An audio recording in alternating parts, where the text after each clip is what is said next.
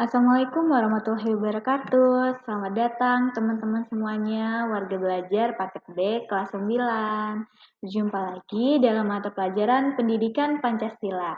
Aku, tutor Yasa Dinanti, akan menemani kalian dalam sesi hari ini yang berjudul Mengenal Sang Penjahit Kemerdekaan Ibu Fatmawati.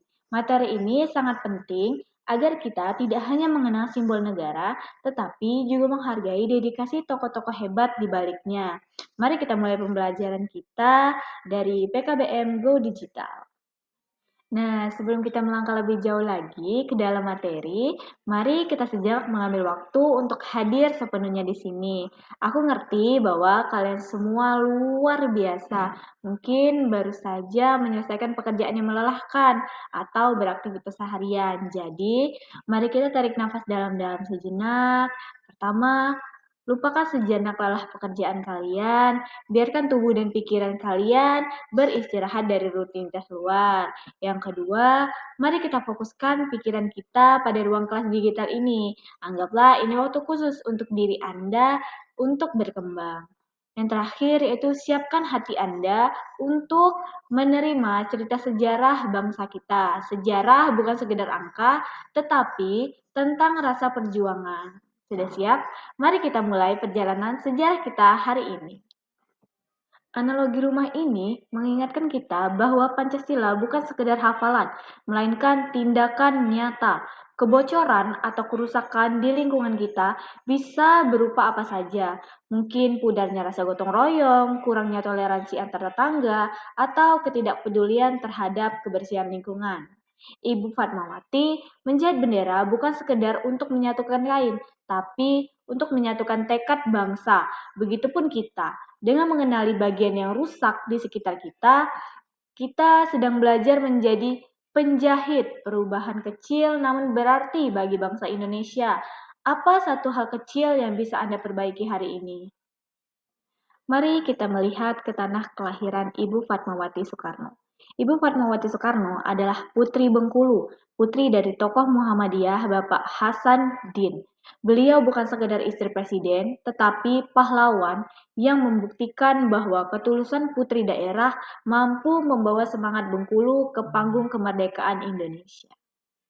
Bengkulu adalah saksi bisu pertemuan Bung Karno dan Fatmawati saat masa pengasingan pada tahun 1934 sampai 1942. Dan disinilah bibit perjuangan dan cinta tanah air tumbuh subur sebelum akhirnya membawa semangat ini ke Jakarta menuju gerbang kemerdekaan. Teman-teman semuanya, warga belajar, mari kita resapi momen ini. Bayangkan kondisi Ibu Fatmawati saat itu. Beliau sedang hamil besar, mengandung putra sulungnya, Guntur Soekarno Putra. Di tengah keterbatasan fisik dan ancaman penjajahan Jepang yang masih sangat keras, beliau tidak berpangku tangan. Dengan kain yang sangat terbatas, kain merah dan putih yang sederhana, beliau mulai menjahit bendera pusaka menggunakan tangan secara manual, tanpa mesin jahit yang canggih. Setiap tusukan jarum yang menembus kain bukan sekedar pekerjaan tangan biasa. Setiap jahitannya diiringi dengan doa yang tulus, dengan tetesan air mata yang haru. Dalam hati kecilnya, beliau terus berharap agar bendera yang sedang ia jahit ini benar-benar bisa berkibar di atas tanah Indonesia yang merdeka suatu hari nanti. Inilah pengabdian nyata seorang perempuan dari Bengkulu untuk kedaulatan kita semua. Dari perjuangan beliau, kita belajar 3 nilai utama. Yang pertama yaitu pengorbanan.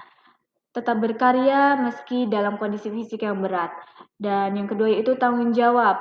Menyadari peran penting dalam menyiapkan simbol negara. Dan yang terakhir yaitu nasionalisme. Rasa cinta tanah air yang diwujudkan melalui tindakan nyata, bukan sekedar kata-kata. Dari menjahit kain menjadi menjahit persatuan. Bagi kita di PKBM Go Digital ini, apa makna bela negara? Apa yang sesungguhnya dalam kehidupan sehari-hari? Mari kita diskusikan bersama-sama.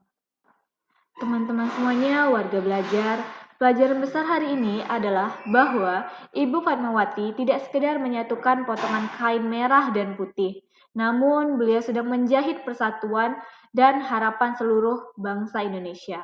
Sekarang, mari kita bawa semangat itu ke dalam diri kita masing-masing melalui sebuah diskusi yang reflektif. Pertanyaannya adalah, jika Anda berada di posisi beliau pada saat itu, di tengah ancaman penjajahan dan keterbatasan fisik, apa yang kira-kira akan Anda lakukan?